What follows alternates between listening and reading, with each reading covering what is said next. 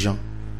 Voyez, bon, ce n'est pas parce que nous ne voyons pas ça, nous voyons ça, mais nous sommes cléments. Le message peut être attaqué d'abord par vous qui croyez le message. Le diable ne va pas prendre un catholique pour venir attaquer le message. Il va prendre celui qui croit le message et par celui-là, il fragilise le message de l'intérieur. Et on doit toujours faire attention. Tu peux être en train de fragiliser le message. Le diable est en toi, jouant un rôle contraire au message sans le savoir. Donc en fait, jouant peut-être le rôle de Judas, c'est très fort, mais vous jouez ne fût-ce qu'un rôle là qui peut être négatif. Et les gens sont indifférents, inconscients, ils ne savent pas que ce qu'ils font là va à l'encontre de l'évolution de la parole. C'est pourquoi chacun doit jouer son rôle comme il se doit sans regarder son voisin. C'est ça le secret. Chacun, le pasteur doit jouer son rôle comme il se doit sans regarder le prédicateur. Le prédicateur doit jouer son rôle comme il se doit. Les diacres, chacun d'eux. Les administrateurs, chacun d'eux. Chacun doit se dire, est-ce que moi je joue le rôle que je dois jouer? Non seulement les offices, mais même le croyant. Vous êtes avec moi? Je crois que je serai obligé d'éteindre cet ordinateur pour les rallumer parce qu'il me dérange. Jean 19, 34. Mais un des soldats lui perça le côté avec une lance, et aussitôt il sortit du sang et de l'eau. Nous lisons encore Luc 23, 46. Jésus s'écria d'une voix forte, Père, je remets mon esprit entre tes mains. Et en disant ces paroles, il expira.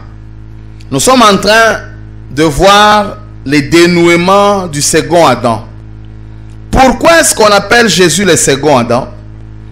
C'est parce que l'une des raisons, c'est une nouvelle création. Dieu voyait par Jésus un recommencement de l'Éden. Autrement dit, le premier Éden avait déjà, dans la pensée de Dieu, échoué. Alors il fallait un second Adam. Pourquoi avoir un second Adam si le premier Adam est encore valable? Vous comprenez? Donc, c'est pourquoi on donne à Jésus le rôle du second Adam.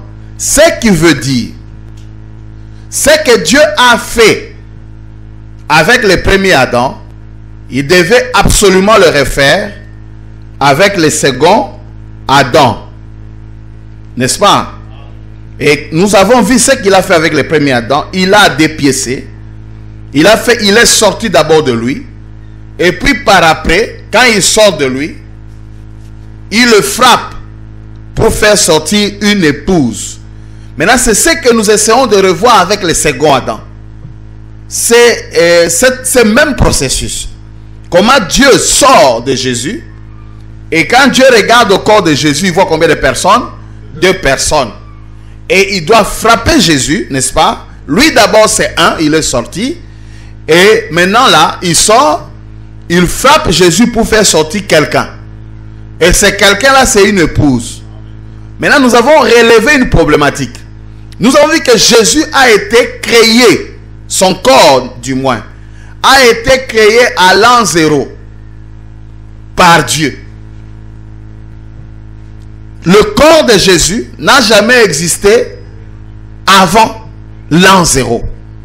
C'est pourquoi frère Branham dit, l'homme qui est apparu à Abraham n'est pas le Seigneur Jésus, parce que le Seigneur Jésus n'était même pas encore né. Amen.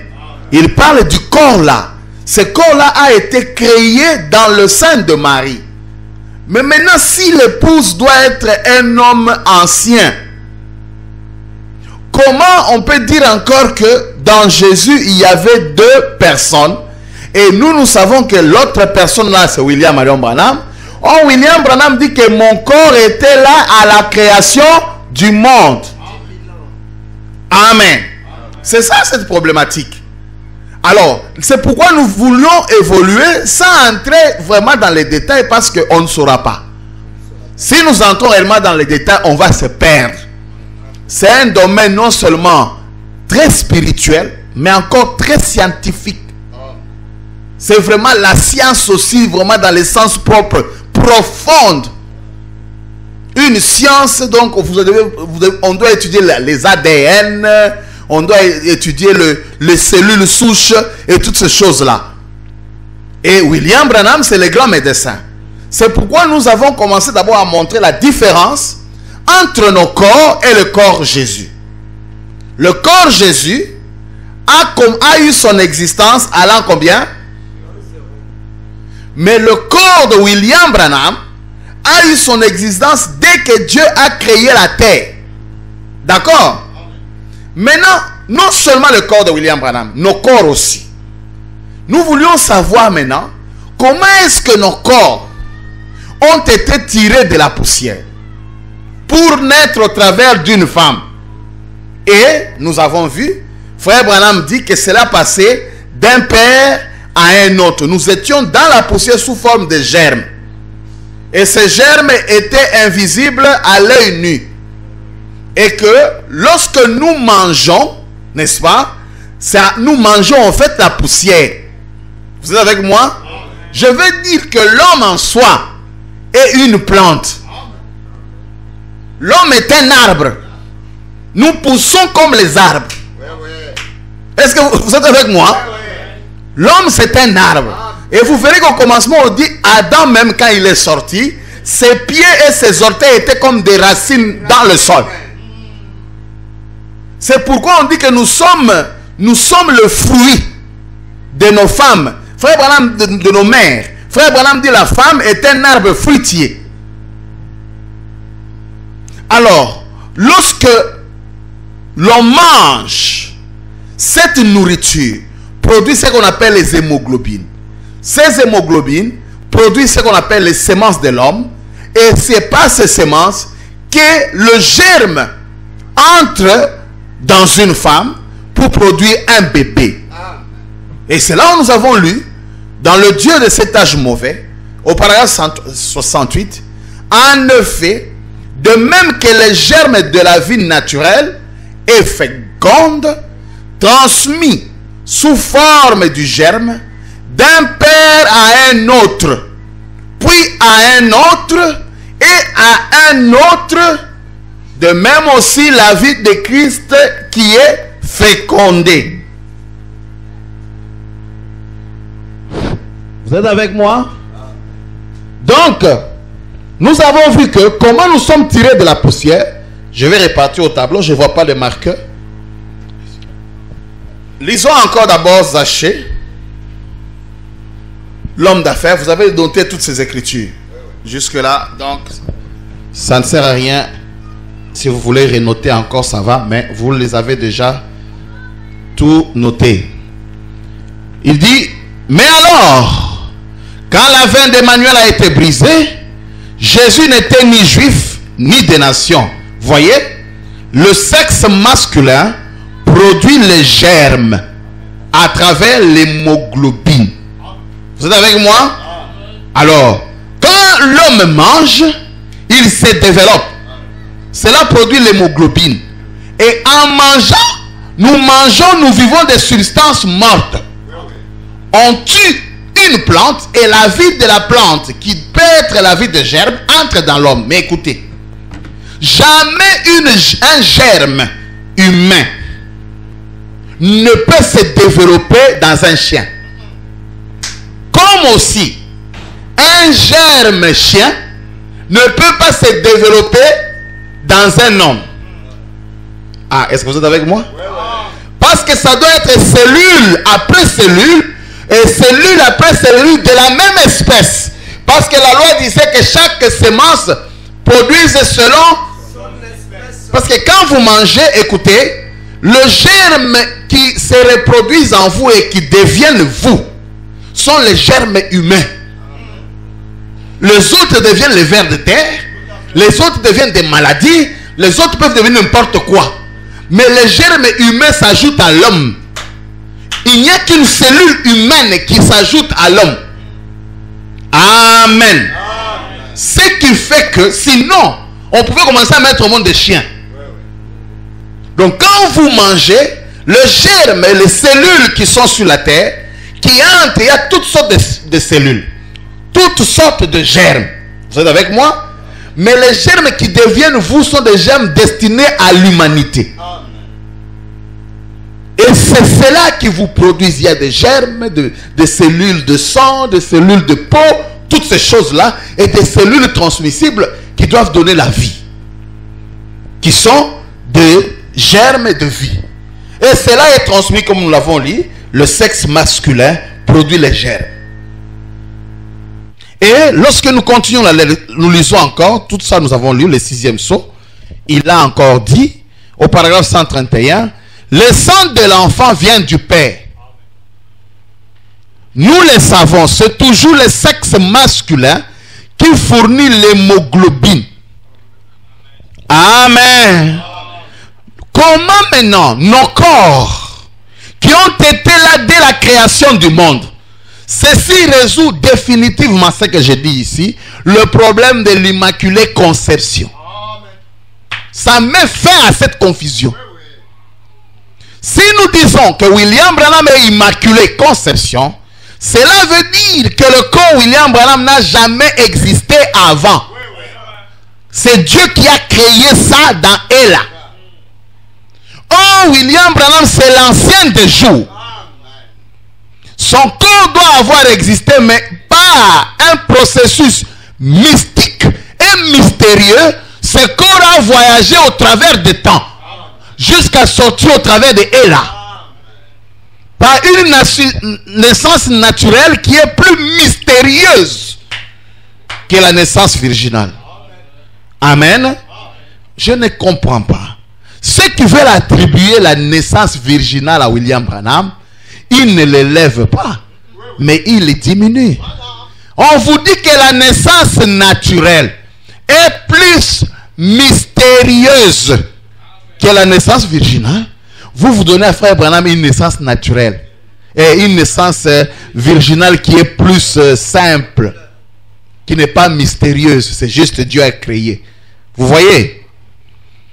Alors, nous avons même lu dans Regarde 115, c'était le sang qui avait engendré un enfant. C'est uniquement le sang. Uniquement le sang vient du sexe mâle. Le sang vient de l'homme. La femme, elle produit l'ovule, une matière de remplissage. Mais l'homme, c'est l'hémoglobine. En fait, c'est de là que viennent les germes. Amen. Alors, comment sommes-nous tirés de la poussière? Écoutez, c'est là où nous avons lu. Et on s'est peut-être arrêté là hier. Vous devez naître de nouveau, 37. Il dit, eh bien, nous avons appris que nos corps proviennent de la poussière de la terre. Et la médecine affirme cela. La Bible aussi l'affirme. Et il y a une seule chose sur laquelle elle s'accorde. Nous sommes venus de la poussière de la terre. Et il y a quelque temps, je parlais dans une réunion de Kiwanis. Et je parlais d'un sujet sur plusieurs, que plusieurs personnes essaient qu'ils croyaient et tout. Et cette pensée est venue, celle sur l'origine de nos corps. Et j'ai posé une question au médecin. Je dis, docteur, je voudrais vous poser une question. Il était là présent à la réunion. Est-ce c'est vrai que mon corps est venu de la poussière de la terre? Il dit, voyons donc, révérend, vous êtes censé le savoir. Je dis oui, mais j'aimerais savoir comment il est venu de la poussière de la terre. Tu es poussière, tu retourneras poussière. Tu as été tiré de la poussière. Là, beaucoup ne savent pas comment. Amen. Mais tu retourneras à la poussière. Les gens savent comment. C'est lorsqu'on va vous enterrer. Vous êtes rentré à là. Mais comment est-ce que vous êtes sorti de la poussière? Ça, les gens n'y réfléchissent pas. Parce que vous êtes sorti de votre femme, de votre maman, n'est-ce pas? Et pas aussi la maman, c'est une terre, c'est une poussière. Vous voyez? On peut aussi appliquer ça dans ces dimensions-là. Regardez. Maintenant, frère Branham voulait savoir ça. Il dit, j'aimerais savoir comment mon corps, est venu de la poussière de la terre. Eh bien, dit-il, a-t-il dit, par la poussière que vous mangez. Amen.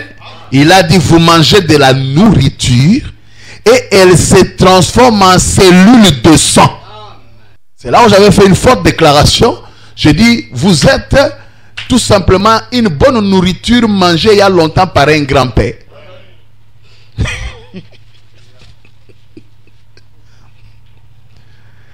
Et cela a produit l'hémoglobine. Et maintenant il y a un mystère. Le mystère là, c'est le mystère que frère Branham a aussi relevé dans plusieurs de ses titres. La porte dans la porte, hein? Donc la roue dans une cellule, il peut y avoir plusieurs cellules. Dans un germe, il peut y avoir plusieurs germes. C'est ce qui fait que lorsque on dit que tu étais dans ton arrière-grand-père, donc tu voyageais de germe en germe. Amen. De germe en germe. Et c'est une réalité. Tu étais là. Au fait, tu étais la vie de ton grand-père. Tu étais ton grand-père. Comme tu es là, tu es toi, non? Mais en toi, tu as des enfants qui ne sont pas encore là. Mais ces enfants sont où? C'est toi. Tes enfants là, c'est toi. Amen. Et tes arrière-enfants sont là. Tout ce que tu fais t'engage et engage tous les enfants que tu portes. Voilà pourquoi les Lévites ont payé leur dîme quand Abraham paya sa dîme. Vous êtes avec moi? Et la malédiction suit ce chemin. Comme les bénédictions suivent ce chemin. Tout ce que tu fais implique, engage ta progéniture. C'est terrible. Et j'ai dit, un homme qui ne se reproduit pas, c'est une progéniture éliminée. Même un homme qui n'a pas d'enfant mâle,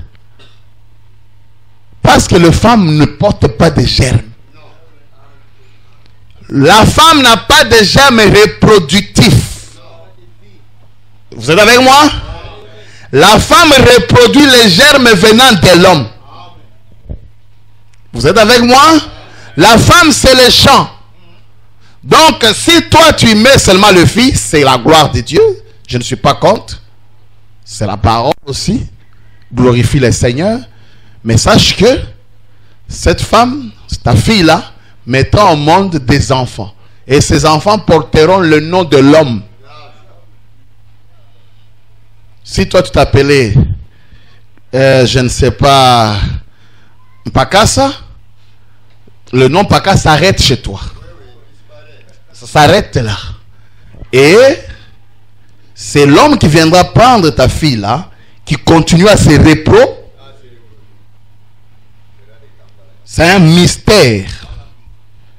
C'est un mystère. Or, lorsque nous naissons sur la terre, notre nom nous précède. Nous naissons, le nom est déjà, nous naissons dans un nom. Est-ce que vous êtes avec moi? Si tu t'appelles Munanga comme moi, j'ai trouvé ça. Et la lignée Munanga a ses malédictions et ses bénédictions. Je nais dans ça.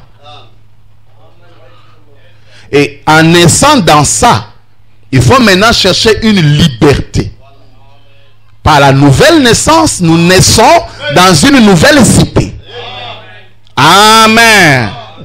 Vous voyez d'où nous venons? Les germes. Donc, quand nos pères, nos grands-pères, arrière mangeaient là, ils mangeaient la nourriture, les bitekou-tekou, ça se transforme en sang. Dans ces bitekou-tekou, il y avait des germes, ça se transforme en sang, et vous étiez là déjà dans le grand-père. Et les grands-pères, il avait un germe qui était grand-père, fils et petit-fils. Et les restes ont disparu. Frère Branham dit, la naissance naturelle est une élection. Comme tu nais là, c'est la grâce. Beaucoup ne sont pas nés. Je dis que beaucoup ne sont jamais nés. C'est ça qui doit te donner l'espoir que Dieu t'aime. Le fait que tu naisses, ce n'est pas parce que tu étais le plus fort. C'est la grâce. Tu n'as fait aucune démarche aux affaires étrangères du ciel pour avoir un visa pour naître. As-tu fait des démarches pour chercher un visa pour naître? Oh, mais c'est ça qui nous rassure. Même la vie éternelle, tu ne feras rien. Tu n'as rien à faire. Exactement la même chose. Tu es sauvé. Quand tu es né, tu as trouvé que tu étais né. Et la vie éternelle, tu n'as rien à faire, mon frère. C'est pourquoi tu crois le message. Amen. Par la nourriture que nous mangeons.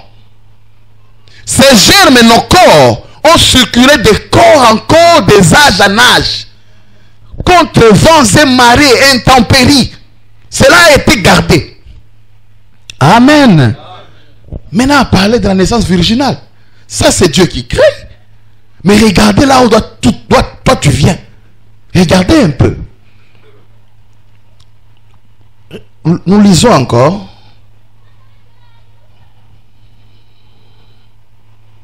Que faut-il pour mener une vie chrétienne? Paragraphe 43. Et on descend. Qu'est-il arrivé après? La vie humaine a suivi. Tous nos corps gisaient ici même sur terre. En ces jours-là. Si nous provenons de la terre, et nous en provenons, et nos corps sont formés de la terre, nous sommes une substance morte du bétail mort. Hein? Est-ce que vous avez retenu ça? Nous sommes une substance morte du bétail mort. Chaque fois que nous mangeons, pour avoir la vie physique, il faut que quelque chose meure. Et nous sommes une substance morte du bétail mort. D'une brebis morte, virgule, d'un poisson mort, virgule, des haricots morts, virgule, des pommes de terre mortes et du blé mort. Les aliments que nous mangeons multiplient les cellules et font de nous ce que nous sommes. Amen. Amen. En bas, il dit, notre vie naturelle subsiste uniquement grâce aux substances mortes. Si nous mangeons du poisson, un poisson a dû mourir.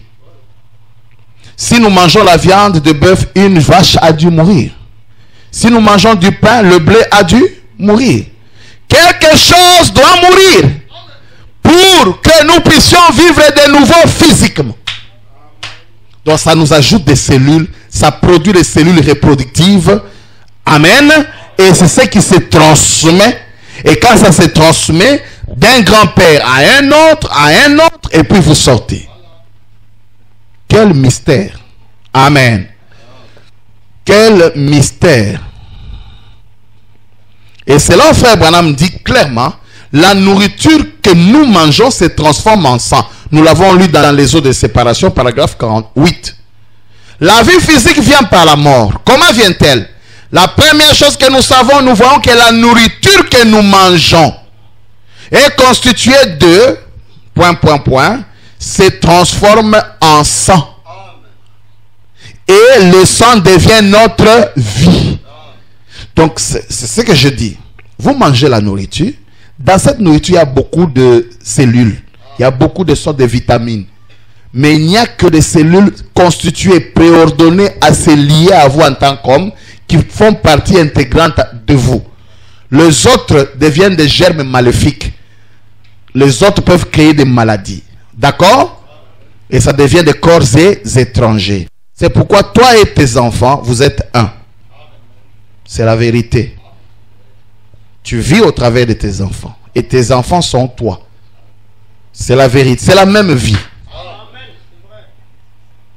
C'est la même vie. Et là, il a posé encore la nourriture, la question au docteur. Et le docteur lui a répondu. Voilà maintenant pourquoi Frère Branham dit 1 sur 1 million Or, paragraphe 53. Or, quand cette grande chose se produit, il y a un ovule qui atteint un germe parmi ces millions. Et personne ne sait quel germe ce sera, ni quel ovule ce sera. Si vous observez la naissance naturelle, elle est plus mystérieuse que la naissance virginale. Amen.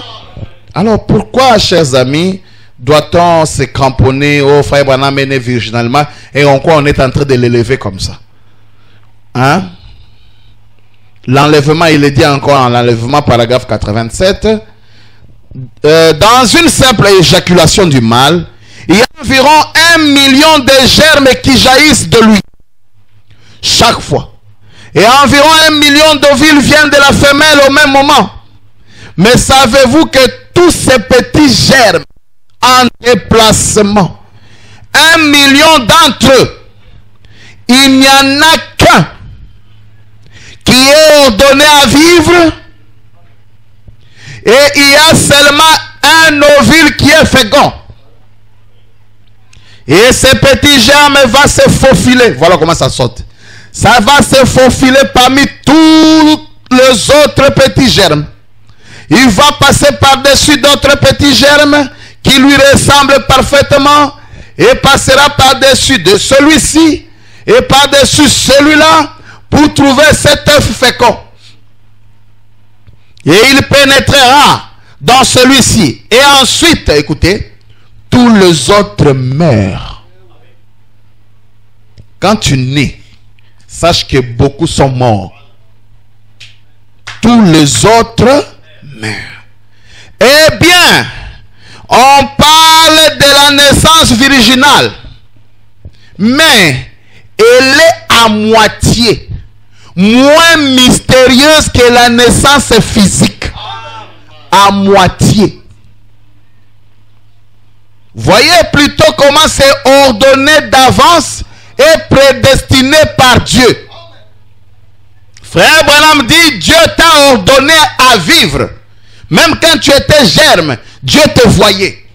Et quand il y avait une compétition, il y avait une compétition dans le sein de maman. Les autres enfants qu'on pourrait appeler Pierre, Paul ou quoi, et toi, tu étais là et c'était la bagarre. Hein? Et le royaume des cieux pour le violent. Et tu étais le plus violent. Amen. Tu as sauté les autres germes. Tu es allé en dessous. Tu as sauté. Est-ce que tu n'es pas un vainqueur?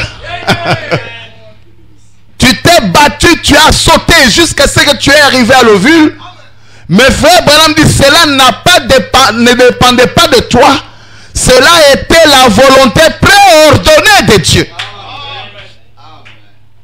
Dieu voulait que toi tu vives. Dieu voulait que ça soit toi. Non seulement tu as commencé à vaincre depuis ton arrière-grand. Les autres meurent, toi tu continues. Depuis ton arrière, tu es toujours là. Tu avances. Un vainqueur sur toute la ligne.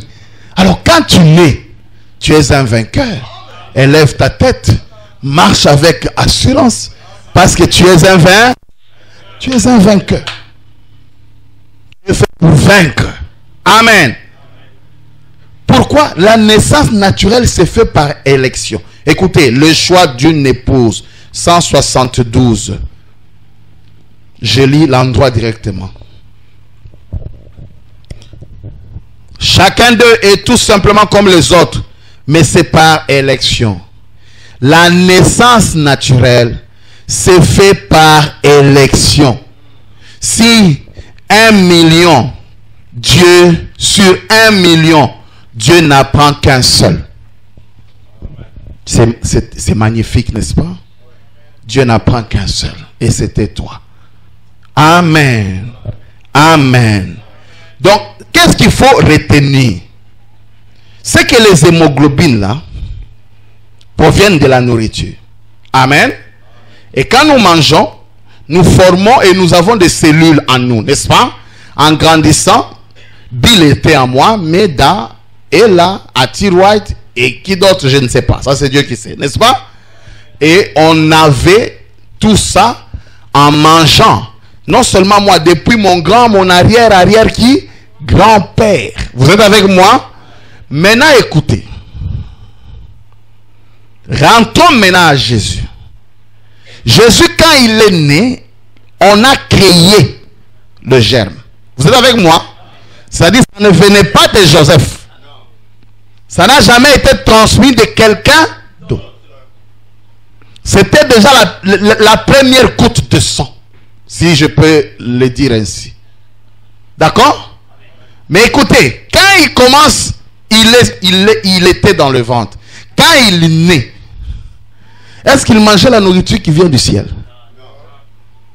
Il mangeait quelle nourriture? Et quand vous mangez ça, qu'est-ce que vous ajoutez en vous? Amen. Je vais dire ceci. Quand Jésus est devenu seulement homme, c'était déjà le dépouillement. C'était déjà la croix. Est-ce que vous êtes avec moi? Le fait d'accepter de devenir homme, c'était déjà la croix. C'était déjà le sacrifice. C'était déjà le péché qu'il portait. Écoutez, lisons la divinité de Jésus-Christ, paragraphe 58. Donc, quand Marie ne connaissait pas d'homme, prêché le 25 décembre 1949, quand Marie ne connaissant pas d'homme était sûre avec le mal Dieu, le Tout-Puissant Jéhovah, il a couverte de l'ombre, et Dieu est le Créateur, qui créa une cellule de sang dans le sein de Marie, et qui ne connaissait pas d'homme du tout. Donc je voulais montrer que d'abord Jésus on avait déjà même donné ça, était créé. Mais écoutez, maintenant là on parle de Jésus. Je montre que Jésus, en étant bébé, ce qu'il a fait croître, c'est notre nourriture. Vous êtes avec moi? Et quand nous savons les effets que notre nourriture fait dans nos corps. N'est-ce pas? Ça nous produit des germes et ça nous constitue. D'accord? Alors dans Jésus, il y avait des semences. Amen, amen. Et c'est un mystère. Écoutez. Lisons le temps de la moisson. Paragraphe 338. Je crains qu'on aille très loin dans ces mystères. Prenons seulement ça superficiellement. 338. C'est la même chose avec Jésus. Quand il fut baptisé dans l'eau, il faisait ses préparatifs. Il était sanctifié pour commencer par le Père. Puis il a levé les mains et voici venir une colombe sur l'agneau. Qu'est-ce que Dieu faisait quand il a placé la colombe là? Il réclamait cette partie de la vie. Écoutez, c'est qui était une partie de la terre. Amen. Comment Jésus était devenu encore une partie de cette terre? Écoutez, écoutez. Jésus mangeait la nourriture comme nous. Amen. Le pain naturel. Maintenant, Dieu réclame cela. Alors, frère Branham dit, tout a été racheté dans ce corps. Il y a un mystère dans le corps de Jésus. Dans le corps de Jésus, déjà, il y avait des semences aussi. D'accord? Écoutez. Lisons Philippiens 2, la Bible, 6 à 9. Écoutez, pour vous montrer que le fait de devenir un homme pour Jésus était déjà le dépouillement.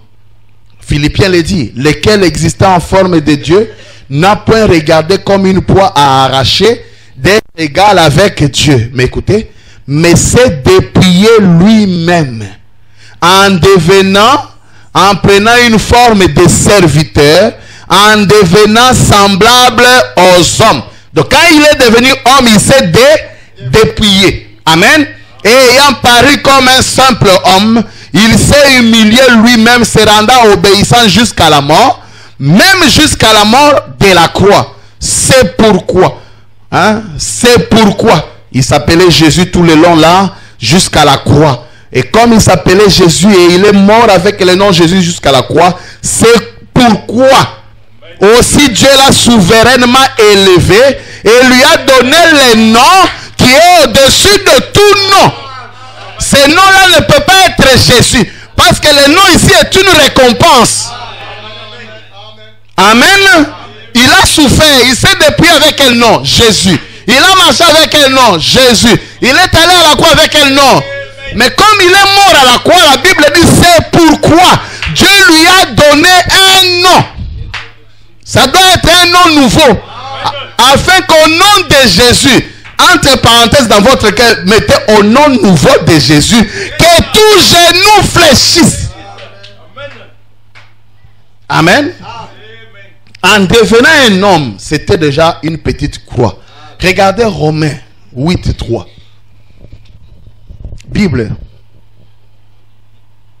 Car chose impossible à la loi, parce que la chair la rendait sans force, Dieu a condamné le péché dans la chair en envoyant à cause du péché son propre fils dans une chair semblable à celle du péché.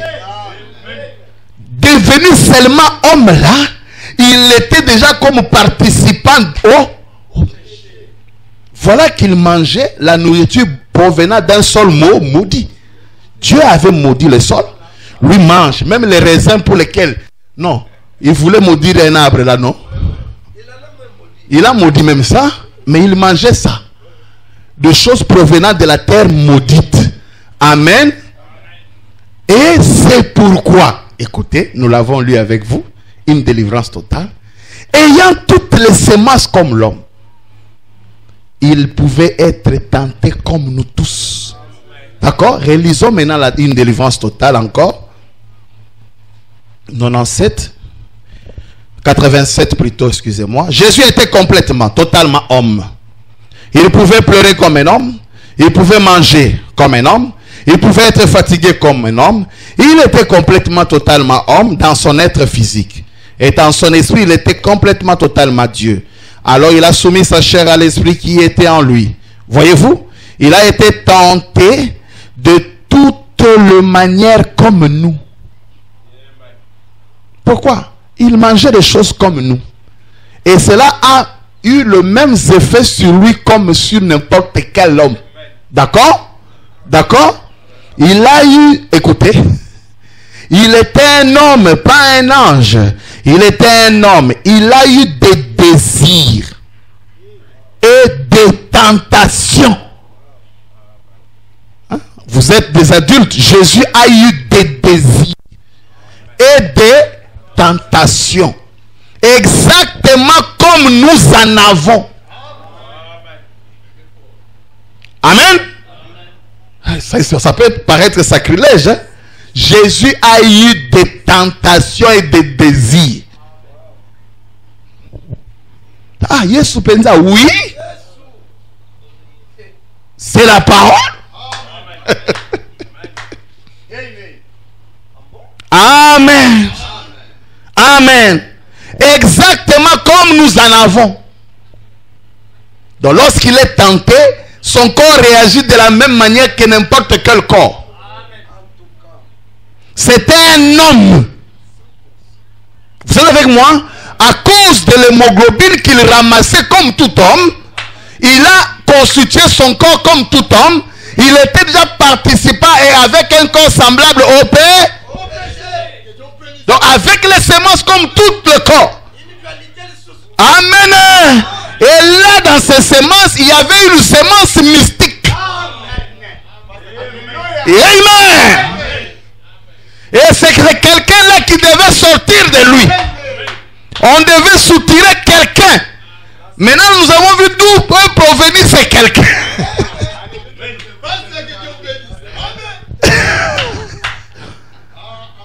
Amen.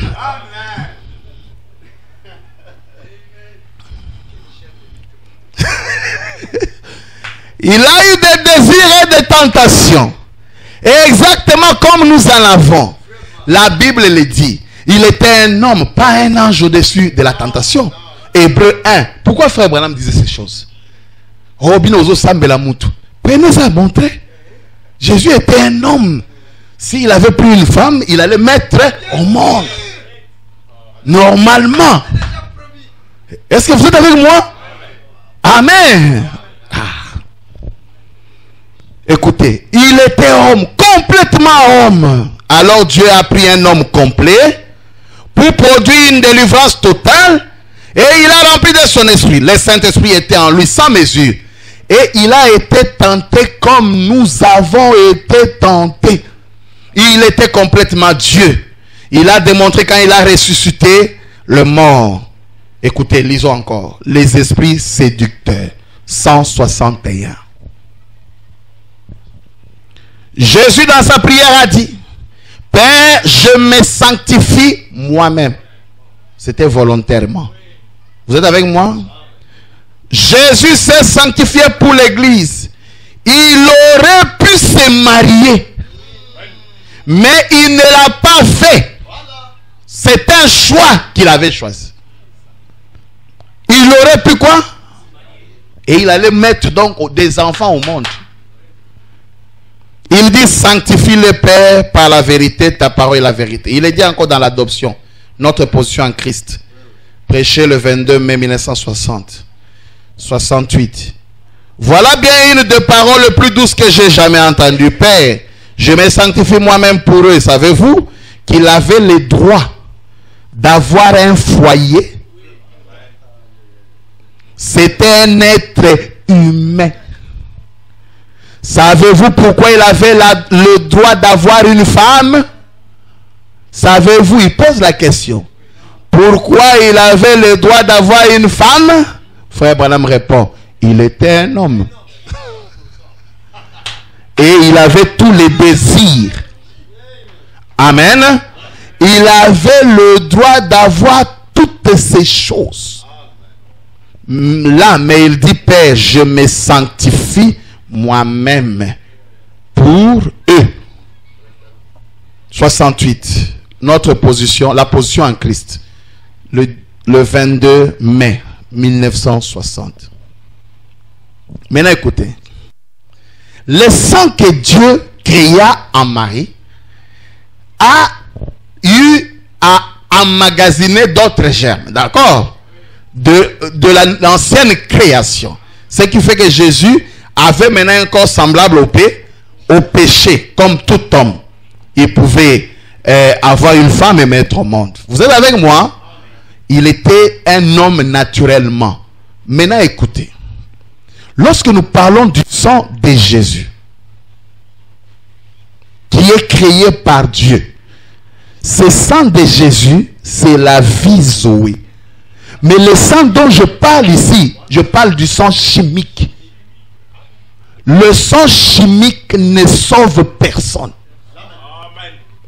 Et le sang chimique, quand Jésus est mort, comme dans ce sang, tout était là. D'accord? Tout est venu. Frère Branham dit, qu'est-ce qui est sorti le premier? L'eau est sortie. D'accord? Et puis après quoi? Après quoi? La vie qui sort là, c'est la vie du sang chimique. La vie qui est sortie avant le Logos, mon Dieu, pourquoi m'as-tu abandonné? Ça, c'est le Logos. Mais ici, c'est une autre vie. La vie du sang chimique. Et le sang chimique ne sauve personne. Vous voulez savoir où est-ce que c'était parti? Nous lisons dans le signe de 63, paragraphe 94-95. Frère Branham dira là où le sang chimique est parti. Du sang identifier le croyant. Parce que la vie s'était retirée et ne pouvait pas revenir. Il fallait donc qu'il y ait des composants chimiques. Il devait avoir une espèce de peinture du sang. Des composants chimiques qui montraient que la vie s'en était allée. Maintenant, l'Esprit lui-même est le signe. Voilà. Le Saint-Esprit lui-même est le signe. Pas le sang. Le sang quoi, le sang a été répandu au calvaire, c'est vrai. Mais le sang en tant que tel, écoutez, est retourné aux aliments. Et retourner au quoi? Aux aliments, au biteku teku, au madesu. Écoutez.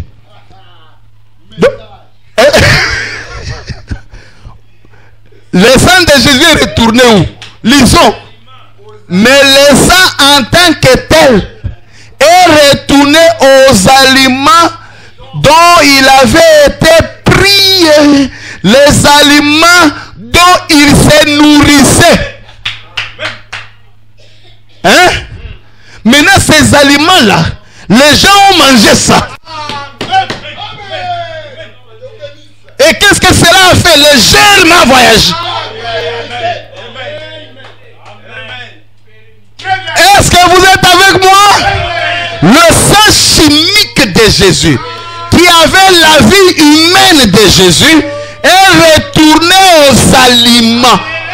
Et ces aliments ont été mangés. Et mystérieusement, quelqu'un est sorti. Amen. Amen. De lui sortira quelqu'un. Je voulais juste essayer d'entrer un peu dans cette profondeur.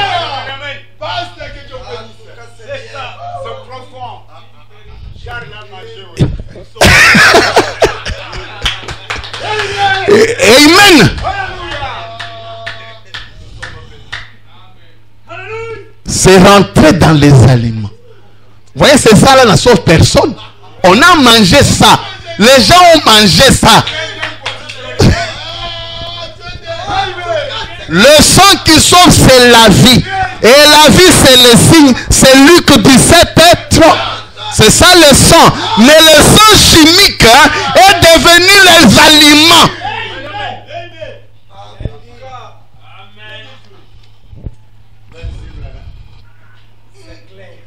Amen. Amen. Pour prouver que frère Branham était réellement lié à ce sang chimique. Est-ce que vous voyez un peu ça? Il n'est pas seulement lié à l'esprit, mais il est lié même au sang chimique. Pourquoi il a dit mon épaule est comme ça? Un jour je portais un lourd fardeau. Il est lié à tout de Jésus. Vous êtes avec moi? Regardez, lisons un témoignage de Daniel. Vous savez que les traces de ce sang ont disparu des années et des années. On n'a jamais trouvé même une seule goutte. Mais il y avait une dernière goutte du sang de Jésus. La dernière goutte du sang de Jésus. Amen. Douleur de l'enfantement. Paragraphe 8. Et puis, son frère qui était assis ici, un avocat très célèbre m'a remis un cadeau de la part de Dani. Dani vient juste de rentrer de la Terre Sainte. Il s'est allongé sur la tombe. Dani est allé là-bas. Comme j'ai vu dernièrement notre doyen Barout, il est allé là. Il a porté aussi un petit chapeau là. En Israël. Bon, c'est une grâce que Dieu lui a donnée. Il est allé en Israël. Ah, c'est bien, mais ça c'est encore très loin. Aïe, aïe, aïe. Dani vient juste de rentrer de la Terre Sainte. Il s'était allongé sur la tombe, ou plutôt dans la tombe. Ça existe. Les gens y entrent. C'est devenu un lieu de pélé. Où Jésus avait été mis après sa mort. Et à ce moment-là, il a dit qu'il s'est mis à penser à moi. Il est dans la tombe. Il est en Israël. Ah, William Branham. Il est dans quelle tombe? Il commence à penser à qui? Il dit, ah, William Branham. Et l'Esprit du Seigneur est descendu sur lui. Là dans la tombe. Pendant qu'il pensait à William Branham. Directement le Saint-Esprit descend. Il reste là. Maintenant sous l'onction du Saint-Esprit. Poussé par le Saint-Esprit. Il est monté au calvaire. Poussé par l'Esprit. N'est-ce pas? Là où la crucifixion avait eu lieu. Il a détaché un morceau de rocher. Pouf! Avec quoi? Le Saint-Esprit est descendu. pouf, les gens passaient là. Des années, ils n'avaient jamais trouvé ces rochers. Mais Daniel Henry a trouvé les rochers. Car il coupe ça, il prend ça. Il dit, et il est revenu. C'est tout, le Saint-Esprit l'a laissé. Il est revenu. Qu'est-ce qui s'est passé? Il m'en a fait une paire de boutons de manchette. Il y a quelqu'un qui a des boutons de manchette ici? Non? Hein, les boutons qu'on met ici. Il est allé avec cette pierre-là, ces roches, il a fait des boutons de manchette pour Frère Branham. Or, il a ramassé ça, nous avons dit, l'Esprit du Seigneur est descendu. Écoutez. Et ils sont très précieux pour moi. Et maintenant, ceci, évidemment, Dani ne le sait pas. Qu'est-ce que Dani ne sait pas? Mais ce matin, pendant que j'étais en prière, j'ai simplement baissé les yeux vers ces boutons de manchette. Et chacun d'eux, si vous remarquez, est acheté de sang. 2000 ans après. Le sang recherché, d'autres sont devenus des aliments, mais un était le sang sur le roc. Le sang sur le roc, que j'appelle la dernière goutte du sang de Jésus, est tombé sur un roc. Amen. Regardez cette coïncidence. Quelqu'un meurt il y a 2000 ans. Des gouttes tombent, d'autres deviennent des aliments. Et c'est quelqu'un sort, il voyage.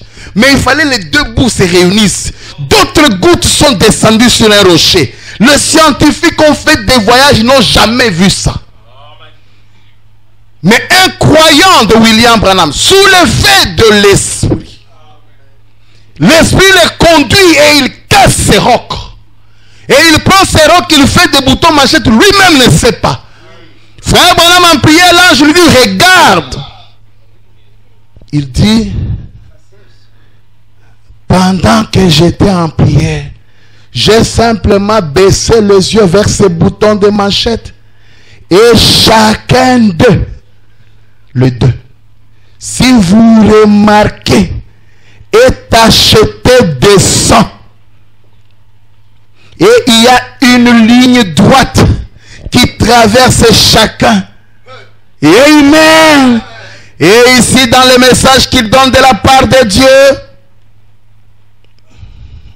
sur les chemins étroits et resserrés, le bouton machette qu'on donne à Frère Branham avait le sang de Jésus que les gens n'ont jamais vu. Depuis combien de temps?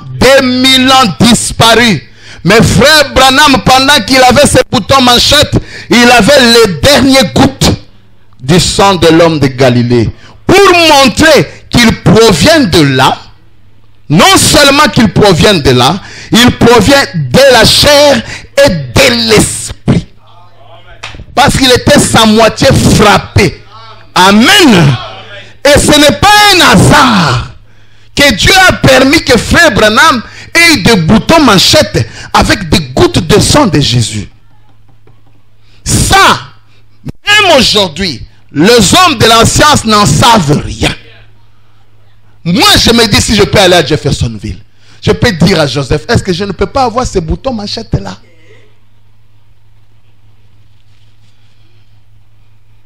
C'est un mystère. Il n'y a que ceux du message qui ont reçu le vrai sang chimique de Jésus. Les autres sont dans les illusions. Et Frère Branham dit, ce n'est pas le sang chimique là, mais c'est la vie qui est sortie, les logos. C'est ça le vrai sang. C'est lui qui a donné la vie à Jésus. Amen. Alors, ça c'est pour moi une confirmation qu'en Jésus il y avait quelqu'un. Et la preuve Daniel Henry vient seulement confirmer la personne qui est sortie de Jésus. Comme c'est lui, comme c'est lui, je lui ramène ces rocs que personne n'a jamais touché. Qui déjà a vu dans le monde entier le sang physique de Jésus? Personne. Mais nous, dans le message, nous l'avons eu. Si tu dis ça à un catholique, il va rire, il se moquer de toi. Farceur, il va même tomber par terre. Mais frère Branham dit, nous sommes appelés à croire. Ce qu'il dit, nous sommes comme à Tirite. Frère Branham, c'est la vérité. Amen. Des boutons machettes. Oh.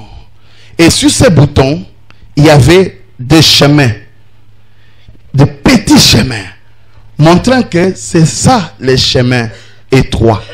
En dehors de ces chemins, il n'y en a point d'autres. En dehors de ces chemins, vous n'aurez plus un autre chemin. Alors, mes frères, lisons encore douleur de l'enfantement.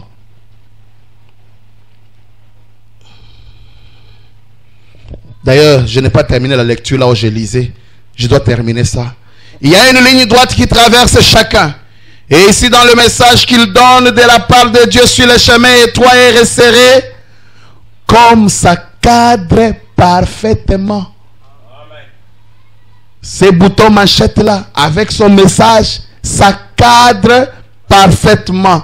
J'ai pensé que c'était peut-être en quelque sorte providentiel ou je remercie vraiment Dani. Dites-lui, frère, que j'apprécie beaucoup cela. Le douleur de l'enfantement.